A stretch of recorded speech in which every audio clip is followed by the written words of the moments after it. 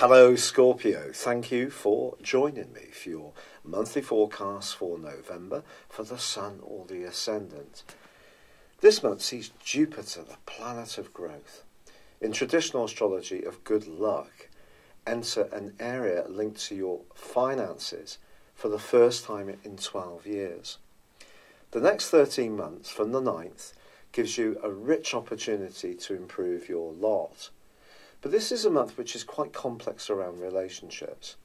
The Sun's in your sign and gives you great support on the 7th with a marvellous new moon, suggesting that if you listen to your intuition, it can guide you marvellously around your personal plans and goals, anything new that you're starting, or anything that you're refreshing that's ongoing. But Neptune, as much as it can be a great influence on that new moon, can also be a trickier one from the 9th to the 19th and then in the last week of this month. And that's because it's going to be squaring up with Mercury, which itself is in your sector of resources. Now Mercury also slams on the brakes and goes into a retrograde on the 17th. So this is not a month to necessarily be too risk-taking with your resources just because Jupiter has moved into a great area where it can bring you a lot of benefits over the next year. So just immediately, and especially through till the 17th of December, when Venus finally comes out of shadow after the retrograde it went through in your sign from the 5th of October to the end of October, it then moves into a much more sheltered location at the start of this month, giving you a lot of food for thought around relationships.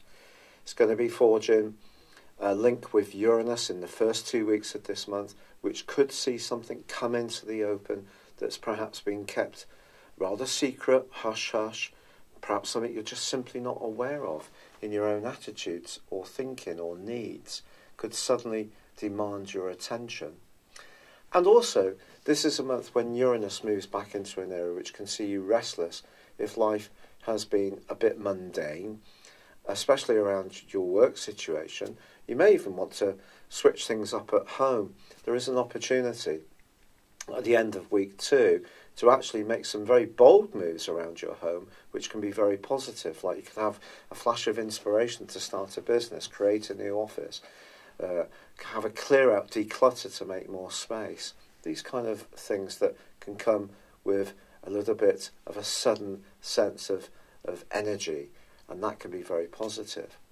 Now the Sun is also going to be forging in your sign a brilliant link to your modern ruler of Pluto at the end of week 2 and the start of week 3, which could see you expressing your desires in a very passionate way, which other people can be very impressed by. Hold on to that. From the middle of this month, Mars also moves into an excellent location for the following 6 weeks. This can give you much more sociable inclinations. If you have been caught up in a more inward sort of domain since the middle of May, perhaps there's been tensions around family life or just where you live or just about your inner self, you've been unsettled, I think things will go forwards much more productively generally for you from that time.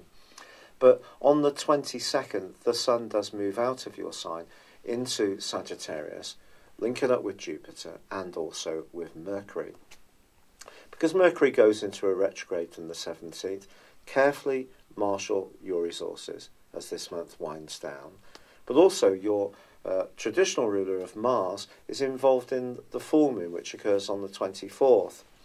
I think there could be a tendency with you in the last 10 days of this month to be quite counterintuitively in some ways, more risk-taking than is usually the case. You can usually be quite sceptical about things, but there may be something that really sees you want to throw yourself into it with relish. But if it's a new relationship or someone you're strongly attracted to, a new interest, anything which involves investing money, I would try to actually resist going too quickly, slow things down, be very thorough, think security first. That generally more wary side of your nature can actually be an asset as this month winds down, Scorpio, rather than an asset. Just wait for Mercury to go forwards on the 6th of December, and then I think things will start to resolve themselves for you. From the middle of this month, Venus also ends its retrograde. If you have been a bit introspective in the first 2 weeks of this month, by that time, this still can see you with plenty of food for thought about what you really want from your love life. You could be feeling quite tender, quite uncharacteristically vulnerable in some ways. But as I say, there could be something that's teased into the open that needs looking at. But security and the basis of the foundations of your existence is something we all need to grapple with, and you need to be especially mindful of as this month comes to a close. I'm so grateful for all your kind thoughts and suggestions regarding my rheumatoid arthritis. I'm still battling on with solving this. It's so appreciated. I'd love it if you would like or comment on this video, or if you've yet to do so, please do subscribe to this channel. Thank you. Hello, thank you so much for watching my video. I'd love you to join me at my Horoscope Ace app. You can find this at www.horoscope-ace.com. You can use it through Android, iOS, Apple or Facebook. Check out your ascendant or your moon sign, or download your free birth chart.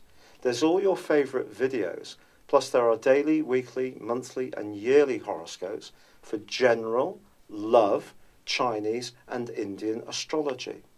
If your passion is tarot, there's my brilliant 3-card money or love tarot readings too. And it's all there at www.horoscope-ace.com. Thank you.